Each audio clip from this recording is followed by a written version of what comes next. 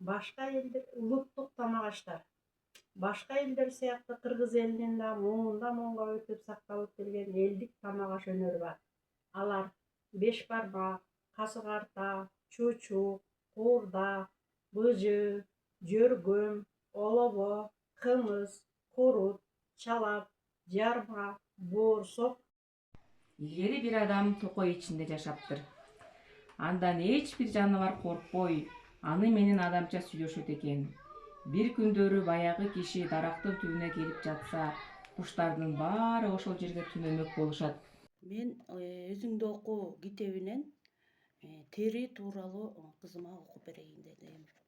Мен сенин териңмин, о досум. Китептин башынан бери денеңдин ичинде сага кызмат кылып келе жаткан керемет түзүлүштөгү органдарың кеп салып өздөрүн тааныштырып өтүштү. Алардын баардыгынын максаты сени ойлонтуп, баарыбыздын жаратуучубуздун илиминин жана даанышмандыгынын да чексиз экенин сага түшүндүрүү болчу. Бүгүн денең Өнөрлүү бала жомогу тууралуу. Кыргыз элинде өнөр ар дайым жогору бааланып келген. Өнөрүң болсо өргө чап дешкен. Өнөрлүү өлбөйт дешкен. Бул жомок да ошол тууралуу.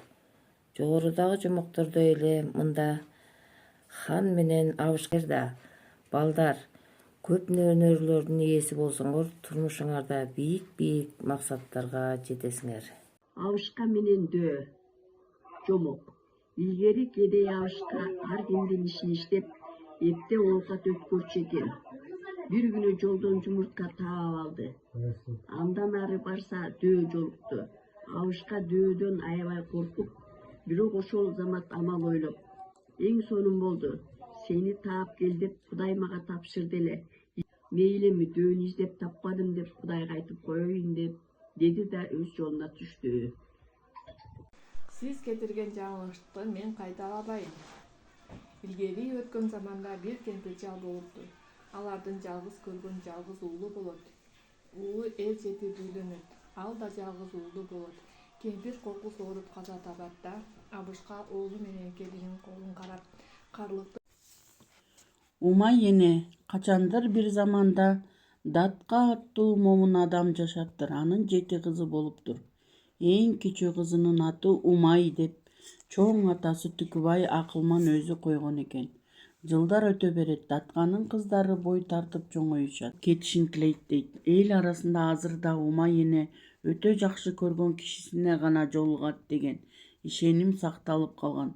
Ооба, ылайым Умай эненин колу тийсин, дарт жолобосун, кырсык алыс кетсин. Парктагы отургуч. Кичинекей Самат достору менен парктагы отургучтардын биринде сүйлөшүп отурган болчу. Бир убакта бир топ бала алардын жанына келишти. Бул жер биздики. Тургула бул жерден. Бул отургучка бизден башка эч ким отурбашы керек деп буларды коркутуп киришти. Самат жана анын достору бул балдардын бир топ кичүү эле. Силердики болуп калсын. Бул жер баарына тиешелүү. Тигил жактан карагыла. Ал жакта да бош отургучтар бар. Ошол жакка баргыла деди. Мындай чечкиндүү сөздү угушкан балдар буларга бир азга карап турушту да, бирок эч нерсе дешпей, ал жерден узап бош турган отургучтарды көздөй жөнөштү. Дели куш деген кандай куш? Бул чымчыкты кечки күндө гана көрүүгө болот. Ал бирде убодо кайкып, бирде шокшорлоп төмөн түшүп, кээде кой, кээде эчки, жылкы уйларды айланып учат. Күндүзү издеп таппайсың. Балким ал жаныңда эле жерге же бутакка жабышып конуп тургандыр. Бирок сага ал көрүнбөйт. Ал жанын сакташы мүмкүн. Эгер алар аман эсен чоңоюшса, август-сентябрь айларында энелер менен бирге жылуу жактарга учуп кетишет экен. Чынчылдык деген китеп экен. Зып-зып чегиртке.